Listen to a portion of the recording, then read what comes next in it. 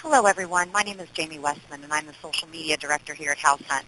We would like to welcome you all to our webinar, How to Break into the Luxury Market, and are very excited about what our panelists plan to share with you today. We will be muting everyone so we have no background noise, and then we'll open it back up for a Q&A session at the end of the webinar. There is also a chat feature you will see on your right-hand side that you can write your questions in at any time during the webinar. We will try to get to them all, but if we don't, we will be sure to answer your questions and email you back answers after the webinar has ended. So let's meet our panelists. Joy Bender has closed gross commissions of over $475,000, representing both buyers and sellers from the Internet. In the previous 26 months, $332,000 was made just from House Hunt-generated leads. Joy currently represents 14 House Hunt territories in the San Diego metro area and has 3 buyer's agents on her team. Joy has a pipeline of 1,400 actively searching home buyers in her online contact management system. Joy has earned the Luxury Home Marketing Institute's $1 Million Guild status, Certified Luxury Home Marketing Specialist, and NAR's Certified International Property Specialist designation. She plans to share with us how to break into the high end of your market, how to be recognized as a market expert, and her systems for success. Welcome, Joy Bender. Thank you, Jamie. Hi, everyone. Next, we have Jack Cotton, luxury real estate expert. Jack Cotton has worked continually in the real estate company he started in his college dormitory room 40 years ago. In 2005, Jack sold his company to Sotheby's International Realty. He managed the firm's Cape Cod offices while working with select clients until he stepped down as manager in 2008. Currently, Jack is back to being an agent while working on various writing projects. Over the years, Jack has been involved in most of the record-breaking luxury residential sales on Cape Cod, either directly or as a coach to the agent involved. His books, Selling Luxury Homes, 12 Secrets Luxury Home Buyers Know, and 12 Secrets Luxury Home Sellers Know are all Amazon.com bestsellers. We are excited to welcome Jack Cotton. Jamie, thank you so much for inviting me here today, and Joy, it's great to be sharing a platform with you. Should we get started? Yes. Okay, let's start and talk about my favorite subject, which is luxury real estate. So a lot of people say, gosh, why would I want to get into luxury real estate? What is so exciting about it? Well, first of all, I can think of no other career path I could have taken where I would meet such interesting, accomplished, and successful people. I mean, the people you run into on a day-to-day basis when you're working in luxury real estate are corporate CEOs. Once in a while, they're people of note, famous people, or they're business owners, really incredible people that you can learn a lot from. Secondly, of course, you can earn great fees because, quite frankly, as you'll learn from our session here today, many times it's no more difficult to sell an expensive home than it is to sell a smaller one. In fact, many times it's actually easier to sell the more expensive properties. But my favorite part of the business, I have to admit, is the properties I get to see and experience. It's funny, every day I wake up in my house and I think, oh, this is a pretty cool house. I have a little water view. I've got 5 acres. I've got this. I've got that. But then by the end of the day, I come home and I'm like, what a dump. I can't believe I live in this house after seeing all the incredible houses that we have for sale here. For example, here's what we sold last year for nearly $20 million. And what's remarkable about this house is that the lady, the owner, who's over 100 years old, is actually about to turn 103, is an avid gardener and landscape designer. Well, her best friend years ago happened to be the First Lady of the United States of America, and one day she was visiting her at the White House, and she looked out the window, I think of the Oval Office, and said, that's really a very unattractive piece of ground down there. Why don't you let me design a garden? So she did, and we all know it today as the Rose Garden. Well, the lady who designed the Rose Garden for her best friend designed the 20 acres of grounds around this property that were just extraordinary and is now home to a new family. One more property I wanted to share with you is this really cool house built in the 1890s, really old, but the current owner has gone through it and everything in it is brand new. Overlooks the water, has 9 acres. Check out the pool it has. They were on vacation in France and they saw this big construction project underway, and apparently they were digging down in some small town outside of Paris, and they found a road made out of old marble or stone. So these people had the roads dug up and cleaned up and shipped over to here, and that's what you see surrounding this pool. The pool cost over $3.5 million to build, never mind the rest of the house. And that really is a lot of the fun. And what's really fun is cashing the checks after they sell. I have to admit that as well. So what is the secret to getting started in luxury real estate? Well, if you can possibly pull it off, being born rich and well-connected is the absolute best way to get started in luxury real estate. And I have to admit, that was my plan. That was my whole strategy for getting started in luxury real estate. My parents were extremely rich, extremely well-connected, and I remember lying there in my little thing at the hospital with a big smile on my face thinking about my future career in luxury real estate. As soon as I could get out of this crib and get these diapers off and learn how to drive, I was going to be a luxury real estate specialist. I was so pumped. Now, I'm not going to bore you with all the details here today because our time together is short. But through some strange tragedy, some strange chain of events that I still to this day do not understand, there was a mix-up at the hospital, and I went home with the poor family. So the strategies I'll share with you today will work for you if you were not born rich and well-connected. And in fact, that whole idea of being born rich and well-connected is what keeps a lot of agents on the sidelines of the luxury real estate business. They think you had to be born rich, you had to be born well-connected, or you have to be a great golfer. And I will admit at this point that being a great golfer is a good way to create a beachhead in luxury real estate. In my case, I never made it past caddy, so that path didn't work for me. You know, a lot of people try to get started in luxury real estate with what I call some false starts. For example, just getting in front of any seller, anytime, any place, some luxury seller, and overpricing the property, or overpromising, or over-leveraging, maxing out their credit cards and promising all kinds of crazy marketing and advertising and print and media and video and all that stuff. Or they might even decide to undercharge everyone else on a marketing fee basis to get the listing. Or I've seen it where people do a combination of two or even all three of these things or all four of these items to get their start in luxury real estate. In my opinion, these approaches lack integrity because one thing that people in the high end really treasure, they really look for, is integrity, is discretion, is proficiency and expertise. And if you're purposely giving people misinformation for the sole purpose of getting a listing, that is not going to work long term. So let's talk about a more positive route that can lead to more positive results. Now, I began, as you heard, it'll be 40 years ago in May of 2014, 4 decades in real estate. This is my first office. I knew so much from the beginning of real estate, I didn't have to work for anyone else. I had this desk in a corner of my father's plumbing supply warehouse.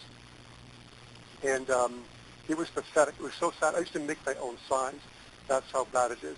And through the years, I made all kinds of false starts and wrong turns and detours and, didn't really like to ask anybody anything else. So it took a long time. My learning curve was rather shallow. But I finally got it together and became successful in luxury real estate. And I've broken down the process into 7 steps that we can all follow, that we can all use as our roadmap.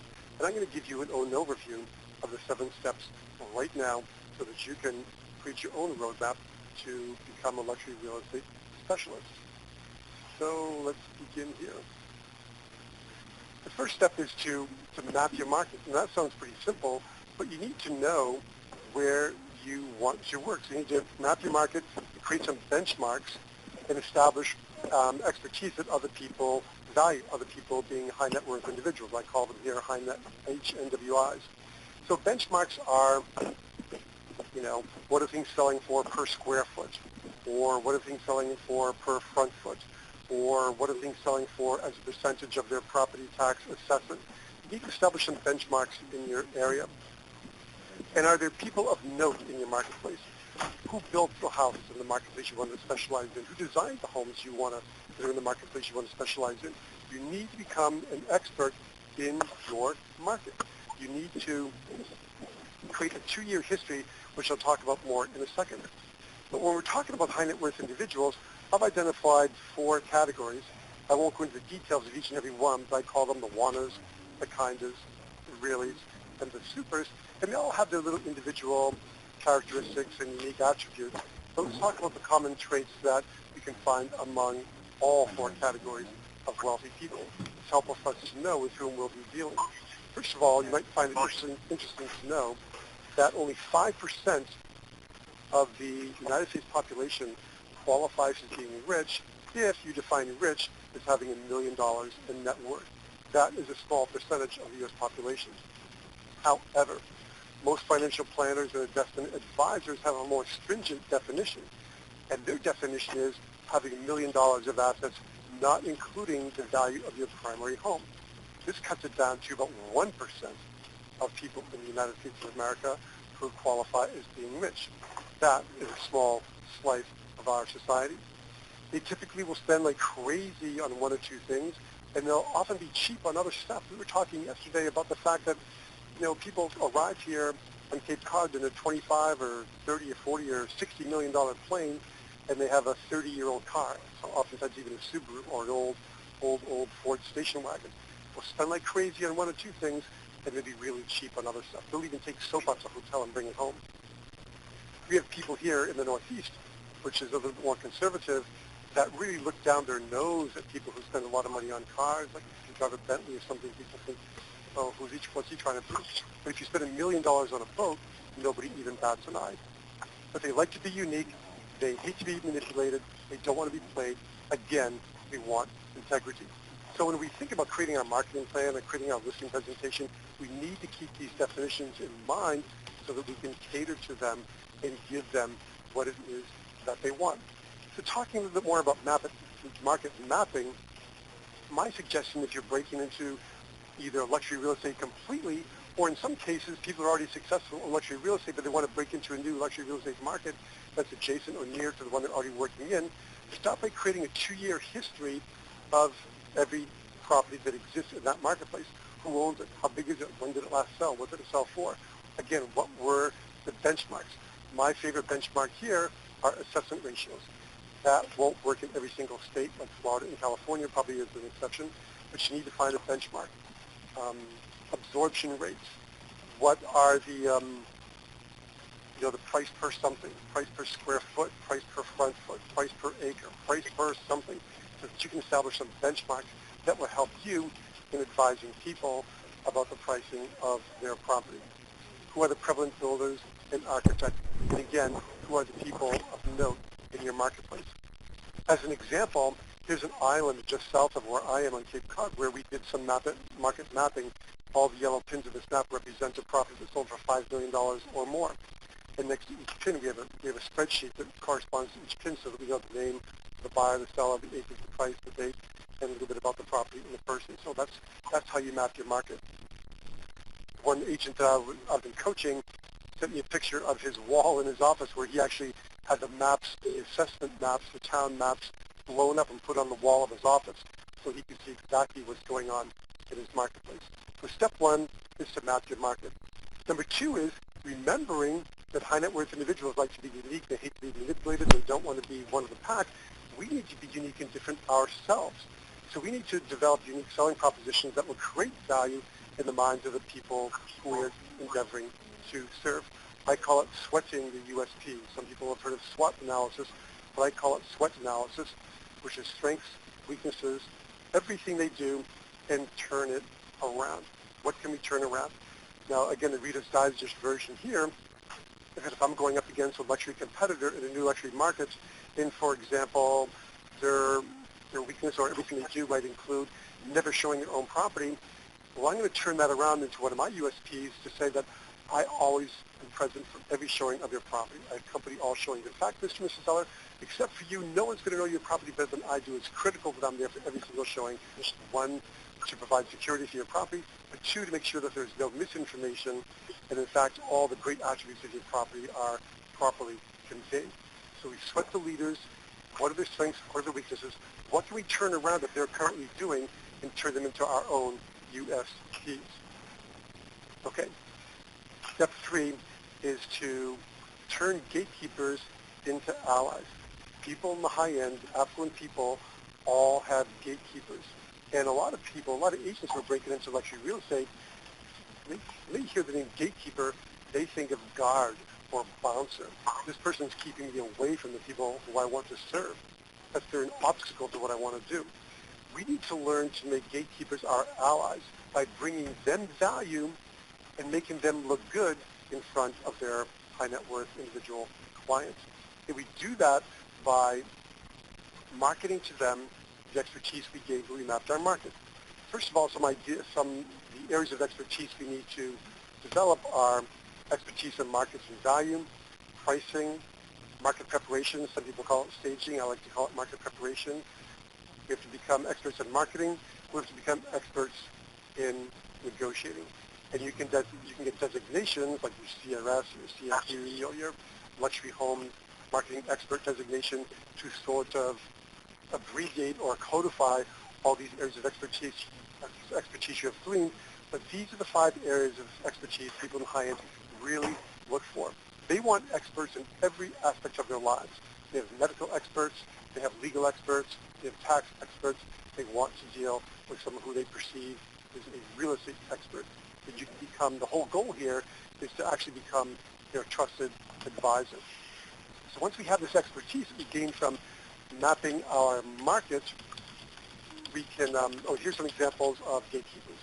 Stop this one. Attorneys, CPAs, trust officers, and investment advisors.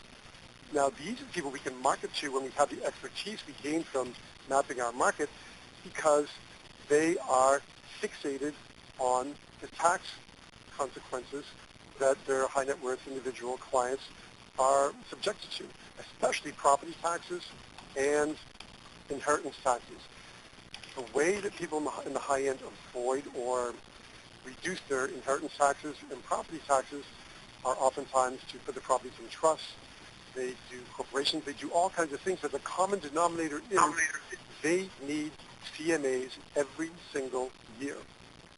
About this time, as a matter of fact, because tax time is coming up in April. So now is the time that we are swamped with CMAs for our gatekeepers in this marketplace because they need an up-to-date valuation of the property every single year for their trust filings. And then oftentimes, they also need fair rental CMAs. What's the rented value of the property? Because a lot of times, a high net worth client will rent the property from a trust. So they need fair market rental values done every single year.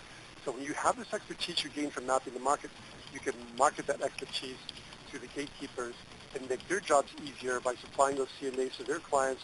And now your name is the one that is becoming more visible with those high net worth individuals. Obviously, there's writing, and Joy's going to talk a lot about conveying your expertise through writing and speaking to local clubs, charities, organizations.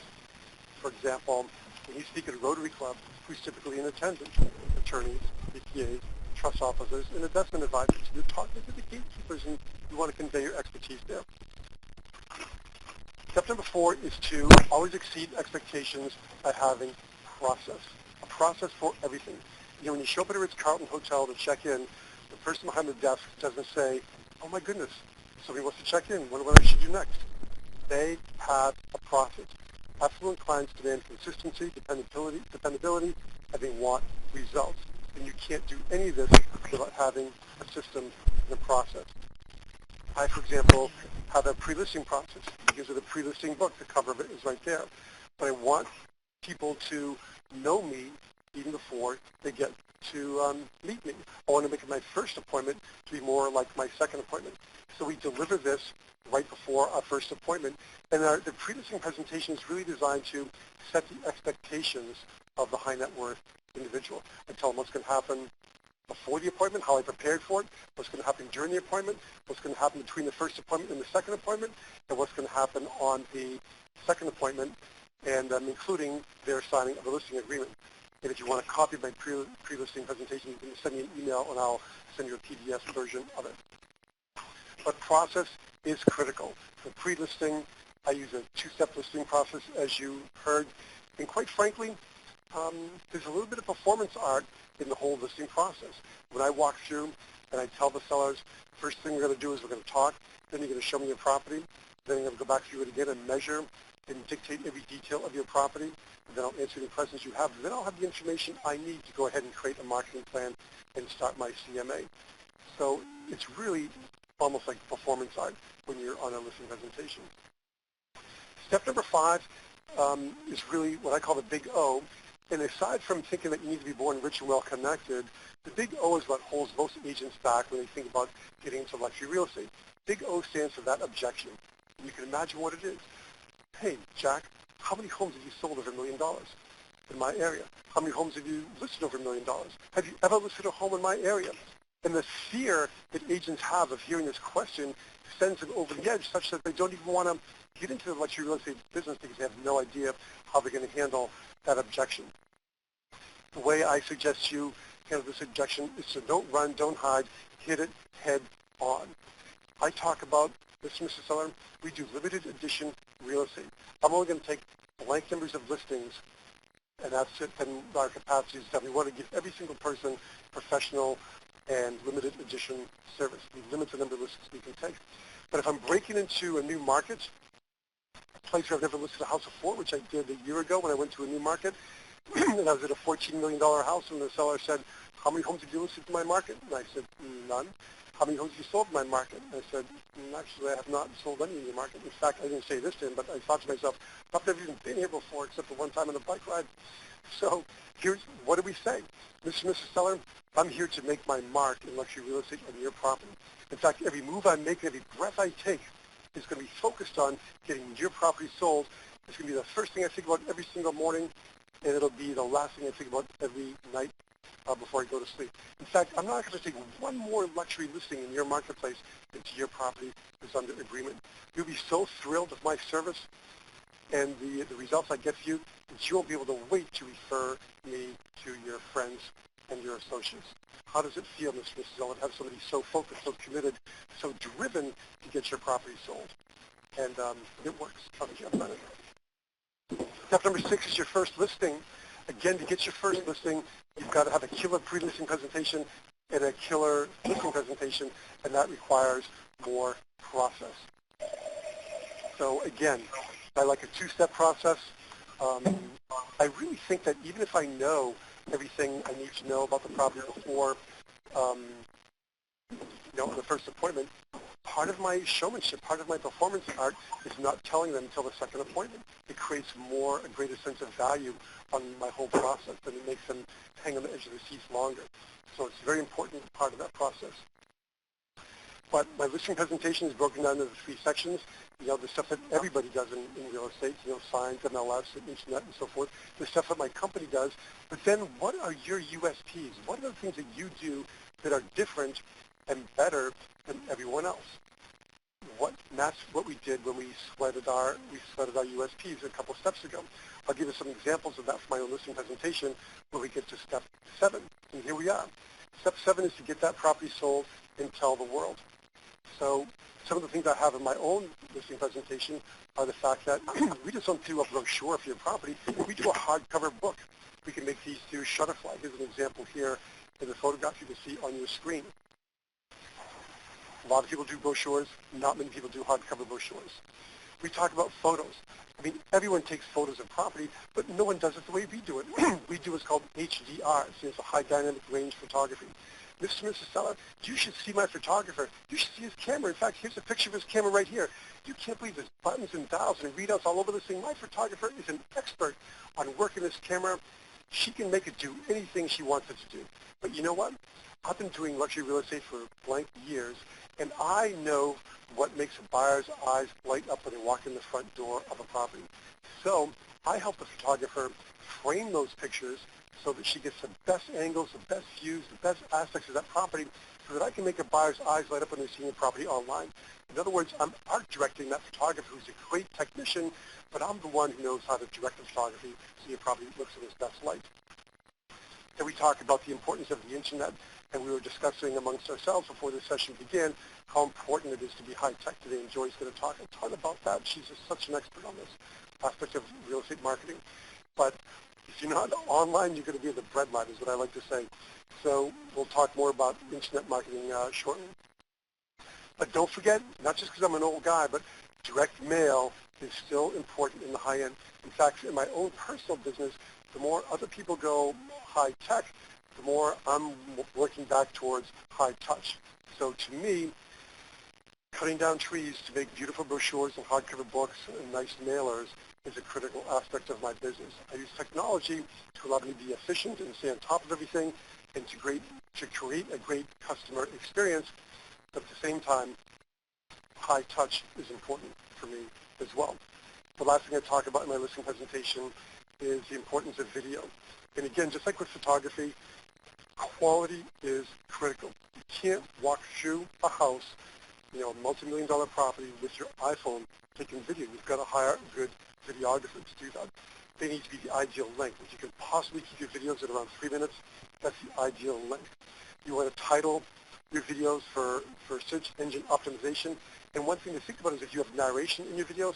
A lot of my videos have no narration, and some do.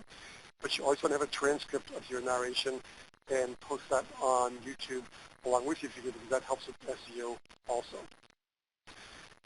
The bottom line is consumers in all price ranges, especially in the high end, love anything that has a play button on it. So don't ignore video. The challenge with video is to give them enough information so they want to see the property, but not so much that they don't think they can skip seeing that property and move on to the next one. So those are my 7 steps. I'm going to turn it over to Joy now, who's going to talk to us about how she broke into the high end of her luxury market. Hi, Joy. Thank you, Jack. A little about my background. When I relocated to San Diego 3 years ago from Minneapolis, I thought that the only way for me to break into the real estate market with no personal network was through the internet. You can actually go to the next slide. I also knew that I wanted to specialize in luxury real estate. I spent the previous 12 years as one of the top lenders in Minnesota, specializing in first-time homebuyers and government lending. Through that experience, I realized 2 things. First, it's important to build a personal brand and niche. Second, whatever you become known for is what your business evolves into. It made sense with my second business opportunity here in San Diego to get grounded in luxury versus first-time homebuyers. With HouseLand, I grossed $332,105 in the previous 26 months with a return on investment of 723%. Our current business is structured with 14 household sites, as well as an SEO-driven personal website. I now have a partner and 3 buyer's agents. It wasn't until third quarter last year that many of the San Diego HouseHunt territories opened up, which gave us opportunity to expand our team. We do have a blend of price points, both luxury and mid-tier. We have found that the high-end purchase is oftentimes discretionary, especially for long posts with many vacation and investment property purchases, and not necessary, whereas in the mid-tier price point, you find more families looking for a home before the school year starts. I've also had to learn to not hoard the leads, and by delegating them, we'll have more growth in 2014. Image is everything. Your online image is extremely important, from your picture to your bio, accreditations, and affiliations. When you work an online business, you're being spied on at all times by your prospects. They're either appreciative of your accomplishments and the image you portray, or not that impressed at all. All of your social media profiles should match with the same bio and picture. A clean, comfortable car is necessary for showing buyers. However, appropriate transportation is necessary depending on who your clients are. Last fall, we had the opportunity of taking out 3 of the new drafts from San Diego Chargers, and we ended up having to rent an XL SUV. If you are new to the market or less experienced, NAR designations, certifications that will improve your sales and negotiation skills, and other earned credentials elevate your image. The Institute for Luxury Home Marketing offers the Certified Luxury Home Marketing Specialist designation through both their training and qualifying sales, as well as the $1 Million Deal designation for qualifying sales. The Luxury Home Council offers a luxury training and luxury agent accreditation, and of course Jack has a Luxury Agent Academy that he'll share more about towards the end of the call. If you don't happen to work for a brokerage with a strong international exposure, the International Real Estate Federation FIAPSI U.S. chapter offers a membership you can buy into, about $280 a year. NAR's International Property Specialist designation can help elevate an agent at an individual level with international exposure as well. Community knowledge. The next step before you hit the phones with your internet leads is a crash course in community knowledge. I spent numerous hours studying San Diego County, just as one would approach a college course. Many people don't realize that San Diego is actually the size of the state of Connecticut. This broad knowledge is important when talking to relocation clients, wanting a broad overview based on where their employment will be located and their lifestyle needs. You then need to drill down into each community. Where are the country clubs? What are the fees and membership levels? What are the top private schools, which are religiously affiliated? Where are the top boarding and equestrian facilities located? It's also important to stay up to date on the community enhancements to roads, beaches, and new public schools, as well as future coming community enhancements or environmental issues. Having a strong knowledge base is important on the very first phone call with the lead because you use these facts to subliminally assure them that you are the community expert in your area and the best choice for their real estate needs. The lead arrives. When the lead arrives, it's important to call immediately with high energy, be brief, and ask open-ended questions. You should have your MLS up on your computer because the best case scenario is to begin asking questions about one of the properties you saw while on your website. Don't ever ask if it's a good time because most likely they'll think of an excuse to get you off the phone. If the lead is a female, assume it's Jamie, your lead, that answers. Asking is this Jamie is a way for them to hang out without listening to your message. They might think you are trying to sell them something. Confirm you have the best phone number to reach them at. Try to get their cell phone if this is an office or a home number. You also want to get their mailing address. We found that snail mail is a very important piece of our lead conversion. Finally, ask for their spouse or significant other's first name. This is important because you can add them to the correspondence and add them to the SIM system and your database. First phone call. Use this opportunity to find out what's most important to the lead about the property they're buying. Is it to have an ocean view? Is it to have horses on their own land versus boarding them elsewhere? Or is it to get their children into the specific school system? Oftentimes the client gives an exhaustive list of must-haves, but there is one fundamental need that must be met, and some of the other items on the wish list can be negotiated. Confirm timeframes and attendance. It's important to understand the timeframes if they're not local, when they plan on making their next trip out to look at property. You want to know, if you found the right home, are you ready to buy today? How will they be purchasing? We always ask, are you an all-cash buyer? The prospect is often flattered, and it opens up the financing question, whereupon we can introduce our preferred lender. It's then important to end the call with next steps, which often include a promise on our behalf of information to research and properties to forward. One of the most common immediate objections we receive is, I already have an agent. And I will admit, when I first started working Internet Leads, I would say, I'm sorry to hear that. If anything changes, please let me know, and I'd hang up the phone. But now our response is, I appreciate your loyalty.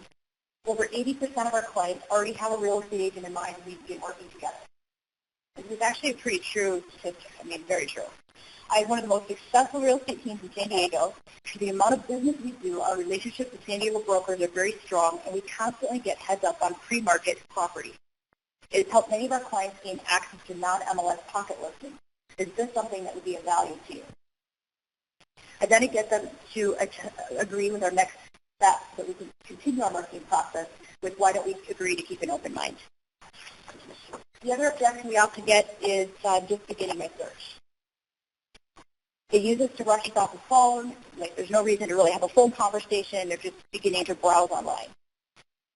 We celebrate this long process by answering enthusiastically. Many of our clients are just in the preliminary stages of researching homes when we first meet. I'm happy to help you when the time is right. You'll notice an immediate softening of the prospect as they realize that you're not trying to push them into buying today, and the conversation can resume. You're not the only one. It's imperative to understand that even though house hunt leads are exclusive, your Internet leads are on your site this morning. By the next day, they're on Zillow, Trulia, a rented rebate agent, or another local colleague's website. The first 45 days of receiving the lead are the most important with every marketing piece that is sent, and every communication that occurs helps solidify the relationship. Only 3% of all leads are going to close in the first 4 months. Therefore, to maintain the attention of the other 97% who's the real estate agent of choice, you cannot be sloppy, lazy, or unintentional with your system. High tech, high touch. As I mentioned prior, snail mail is the #1 way to accomplish proving you are the real estate agent of choice. We use papyrus cards. They have numerous designs and sell them in box sets. They do it for retail stores. You can check that out on their website, or they'll ship directly to your office. We use also research reports to send bi-weekly specific market reports. Numerous leads actually respond to the Altos report who have never returned a phone call message or responded to any other email. All leads get entered into the SIM system through House Hunt, but also into our personal website's IDX. And the other reason we do that is to improve our SEO as well. However, keep in mind this is just a manual drip. I have all VIPs on a personal search through the Realtor MLS system that sends me listings directly, daily or immediately, depending on how hot the lead is, so I can look at the property first before I forward it. Sometimes a client may say they want privacy with no houses behind them or over them, and you can't really enter that type of search criteria into the MLS. It might even take a phone call to the listing agent before you forward that property on to the client. High-touch marketing, before I mentioned the Institute for Luxury Home Marketing, you start out with an annual membership, which gives access to initial training, monthly webinars, and the marketing materials. And then after qualified sales, you can become certified and or earn the $1 Million Guild. So as you can see on the slide here, when a high-end lead receives a nicely designed business card in the business card jacket with a handwritten message written on vellum with a Gold Institute for Luxury Home Marketing seal, you've accomplished standing out from any other realtor, in most cases competing with your lead. Talking to the moon. High net worth individuals are successful people and very busy. They often do not respond courteously to your emails, texts, and calls. But they are watching and listening, and they will let you know when you can be of assistance. Therefore, you must never give up. Be very careful with your follow-up. You don't want to be too overly ambitious and irritate them either. I have a wonderful example of this. This just happened today. We had a lead who is a local biotech CEO. The last time we showed him a property was July of last year, a $7.5 million house ranch in Santa Fe.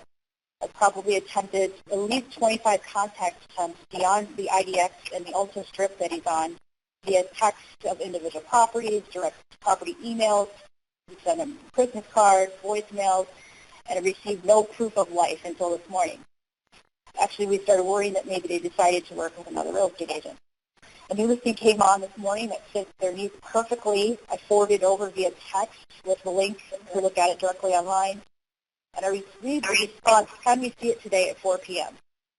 This reinforces every effort and attempt is worthwhile. So you should never give up on a lead is the essential message there. Listing updates, one of the best ways to communicate with an uncommunicative client is through responding to the listings that they look at. And I would add that that's part of the 25 contact attempts because I would look at them in their IDX and I would see that they were looking at certain properties. You log into your MLS system, maybe try to find the video on YouTube, any confidential remarks to share, such as seller moved out of the state, highly motivated, any extra information that you can piggyback on to something that they've shown interest in. Next is getting published. Writing articles and having them published is an excellent talking point with leads and a great follow-up piece to send as part of your lead conversion system. I've written a series of real estate articles on market conditions and statistics and then sent them out as press releases. You want to make sure your articles are interesting to the public, not about you, or the article will not have legs and it will not be newsworthy. I've gotten one listing and earned 2 segments on our local San Diego Fox 5 from my various press releases. And you'll see on the screen, we've negotiated a 15% off discount with ereleases.com using promo code HouseHunt15. The next is prepare for showings. As you move up in price point, your client's expectations and impatience increases. I closed a $2.85 million lead off of House Hunt because the agent that the buyer was working with previously failed to prove she was an expert in the area of interest. And I'll admit to you that I was far from an expert either. It was literally like my third client that I started working with. Their confidence failed in her ability to find them a house because she kept getting lost on their route. You cannot afford to rely on your GPS because in certain areas it could fail you. We always drive the route to this day, the day before, so we know exactly where the driveway is. And imagine losing $71,000 because you did not take the extra time to prepare. So to add to that story, I would literally drive the route from my house 3 times back and forth before they'd arrive from the airport to make sure that I didn't get lost. Also use a listing agent as a learning guide if you're not 100% familiar with the subdivision or community. Have a clipboard with pen at all showings to take notes because you'll learn invaluable community knowledge from the listing agent. And you can either, a lot of times we'll take that information home and enter it into our website on the specific community page. The next is property knowledge. When showing high-end properties, you should have comparable sales ready to discuss for each showing. You never know which of the properties you view that day may be the one they want to write on. Calculate the price per square foot. Make notes that adjust this basis, such as the view, lot location, single story, and finishes. If you're showing condominiums, find out how many buildings and units are in the complex, what and where are the community facilities, what is the guest parking policy, what is the policy for renting out the units for long or short term, what is included in the HOA, are there currently any pending assessments or litigation claims, and the percentage of owner occupancy. These are questions your buyer likely would answer if they're interested, and it would be wonderful if you had the answers ready, available. The next, pseudo-rich. Unfortunately, there are many people that pretend they are wealthy and fabricate a richly woven tale of success and affluence. So we find this more frequently when you are working online because it's easy for that to remain anonymous by their pretend world that they're in. It's very important to Google your buyer. If you can't find them on Google or LinkedIn, you should be very suspicious. We tell a prospect prior to scheduling a showing that we need a letter from your banker called a verification of deposit stating his funds in excess of whatever dollar amount that we're looking at, or a copy of your bank statement with the account number blackened out. Make sure that the bank letter actually has a phone number with a representative on it. We've received fraudulent bank statements in the past. Showtime. Be dressed for success in a clean car with premium water. Leave the cooler in the trunk with mini sodas and Perrier, energy bars, nuts, and dried fruit. We also use these moleskin folders pictured here to put the comps and property description sheets in. We print the photo gallery from the MLS, so it can tend to be a 7 to 12-page printout for each property that we're looking at on high-quality 28-pound paper stocks. Not only are the moleskin folders beautiful and reusable, but they continue to add to your luxury image, subliminally indicate you work in luxury all the time, and help ensure the showing will lead to more showings and an eventual closed escrow. Post-showing, after taking a luxury buyer out for the first time, we courier a fruit arrangement from Edible Arrangements the very next day. This gift gets past gated communities without a problem and leaves a lasting impression meant for lead retention. And I will say that the guy that we've got a showing at 4 o'clock this afternoon received a $100 fruit basket after the $7.5 million showing in July. Apparently left a good impression. That's all I have. Jamie, did you want to? Well, Joy, I just want to say one thing, Joy. I'm cracking up here when you're talking because I have gotten lost with clients in the cars before in my early days. It's so funny. I grew up here in this marketplace. I never really learned the market, or never really learned the area until I got into real estate. So I'll admit driving around and aimlessly trying to find a listing for a showing, and I think you're right to go out and prepare and plan your route before you actually do the showing with a live person in your car. So not a fun experience at all. Definitely. Now, if we'd like to open up some questions, yeah, we can unmute, and if people have questions they want to ask, and you guys can kind of answer some of the questions. I don't think we got any in the chat too much, so we can open up for questions if people have asked.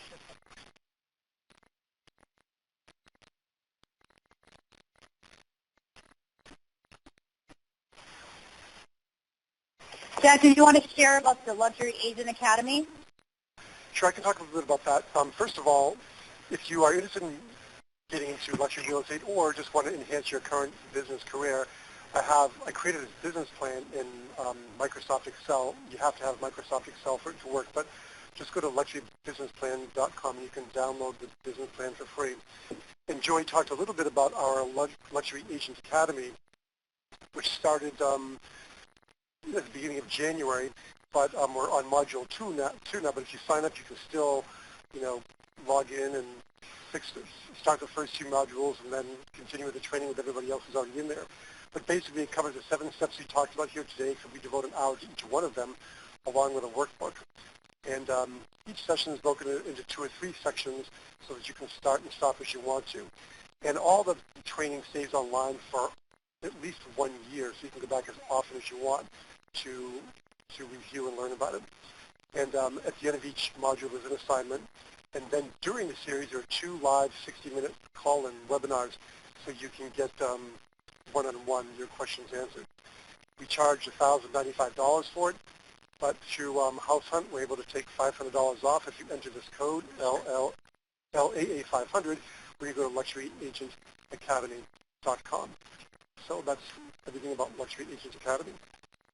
And I will have to say that just Jack's business plan and his matrices and Excel worksheets are worth the money, just that, not even the training alone. It was very, very valuable.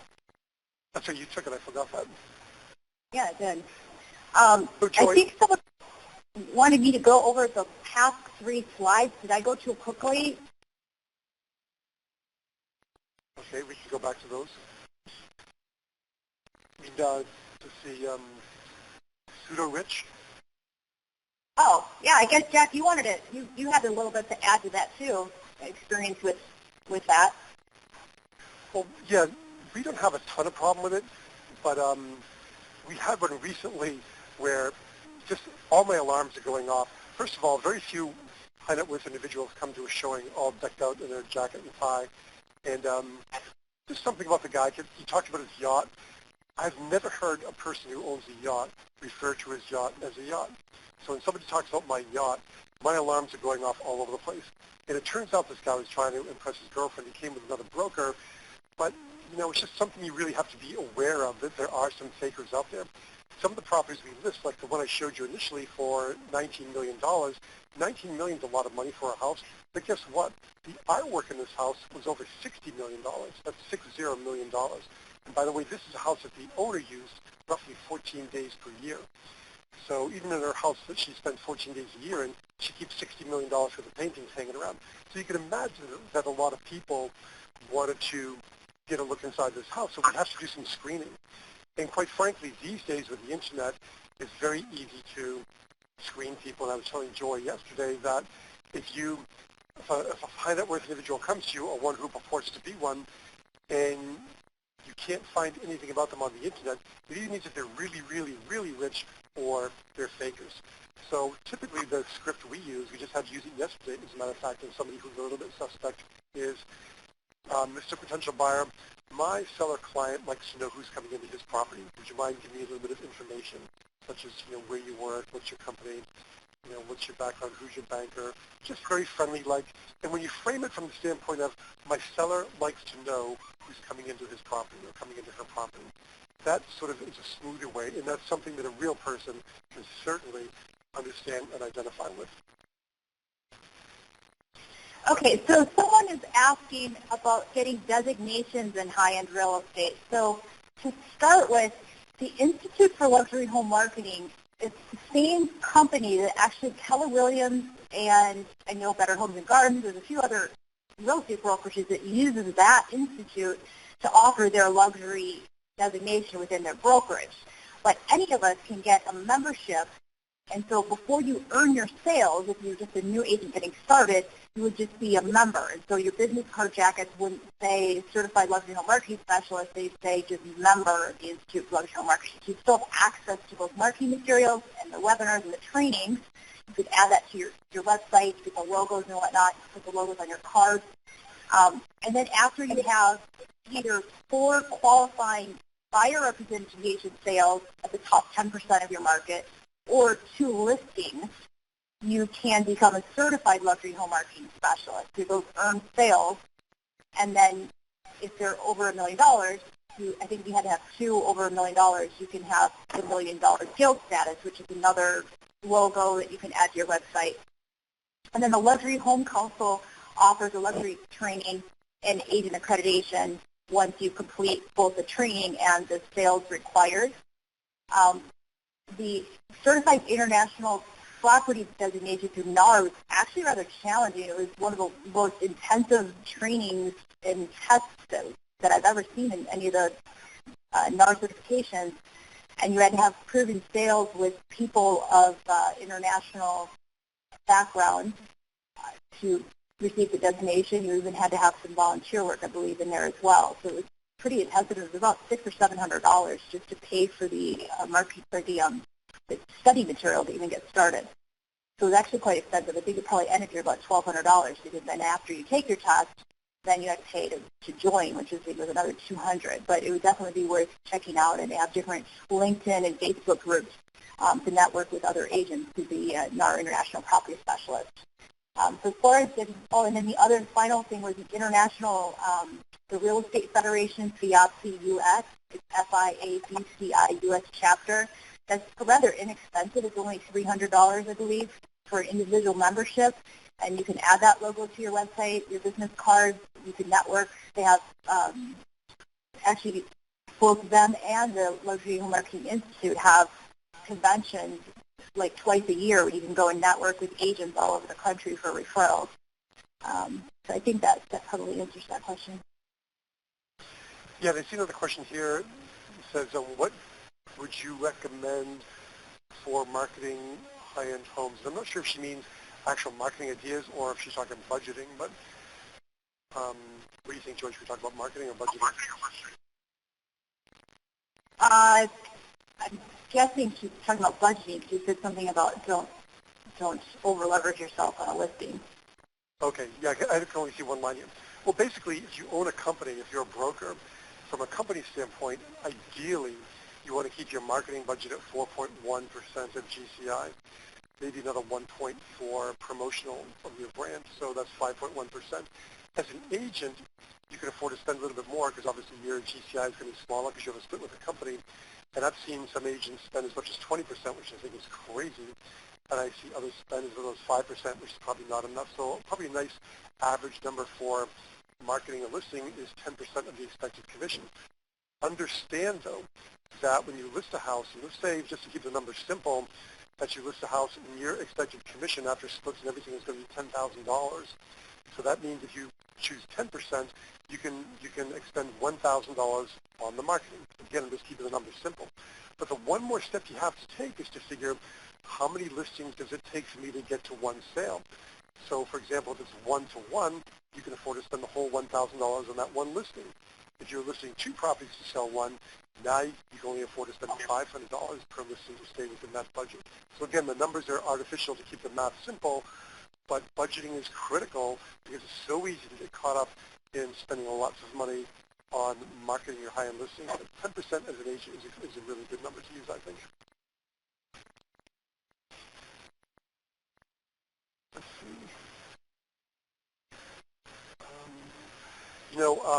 Joy, there's a question here about how to use House Hunt to connect or focus on the luxury market. I think that would be a good one to answer.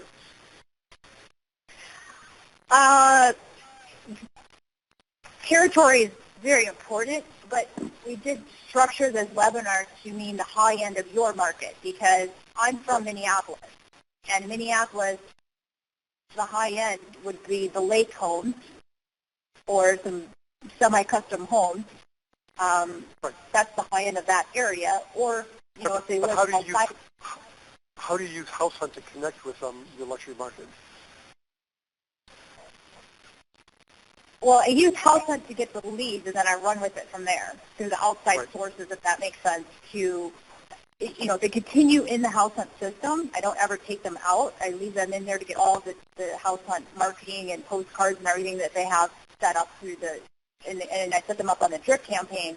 But then I take them outside of that and send them additional stuff, such as the Altos research reports and those types of more high-end, more elaborate marketing pieces.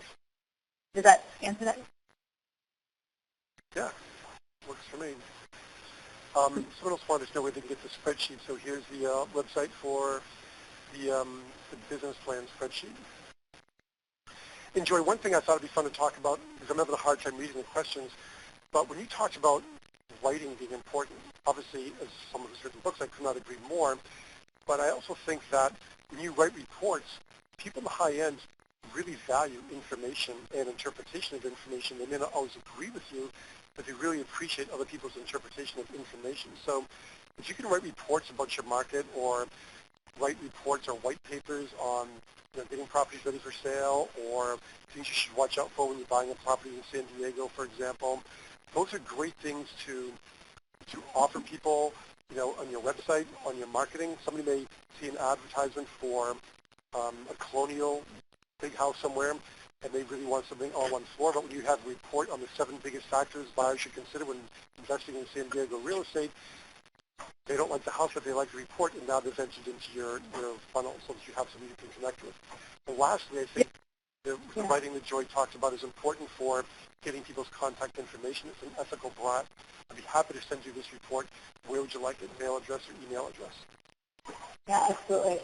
In fact, that also research, I feel like, is imperative. Literally, as we were on the call, one of my other team members had a lead that responded to our Altos report, and we call it the Almond Vendor Market Report. I actually picked up data from Barbara Corcoran because she was one of the first people to have a Corcoran report out in New York.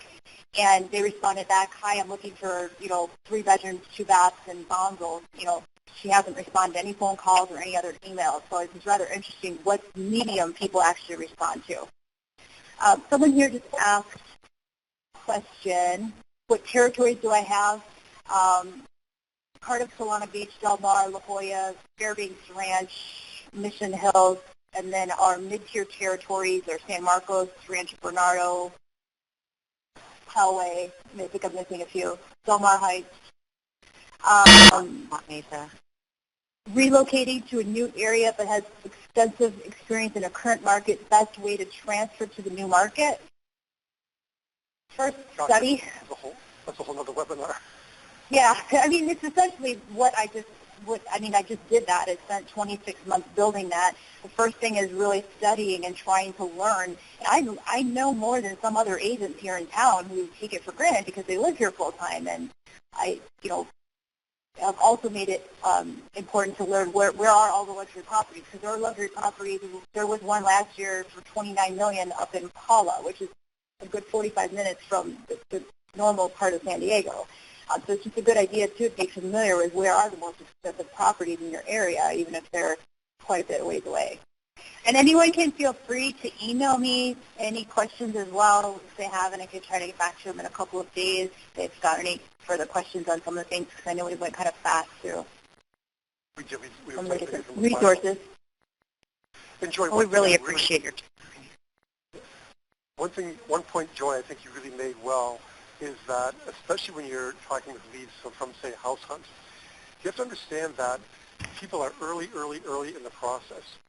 And in the old days, when you had an open house and people showed up there, you're probably going to do something in the next, 4 to 6 weeks most times. When you get an internet lead, they have to be nursed and nurtured for a longer period of time. And some of the agents give up way too soon. You've really got to keep them with the information and the value for a longer period of time before they actually, pull the trigger and buy something. And people, I think, really don't make that distinction on web leads or internet leads, that you're getting them so much earlier in the process than you would be otherwise, that you really need to not give up too soon. Don't give up everything else and just focus on every single lead, but you've got to keep them in the pipeline, keep sending them valuable information, because they will, like you said before, that one came back to you after 7 months. How many people would have given up after 4 months, or 3 months, or 1 month? It's tempting sometimes. You start wondering of yourself about your system, but yeah. Right. So I thought that was a good point. Thank you. Okay, well, I think we're wrapped up here. Yes, thank you guys so much for House Hunt. Thanks you both for this great information. We'll be sure to get the information out to everybody. We really appreciate your time today. Thank you for having us. Appreciate it. We'll talk later.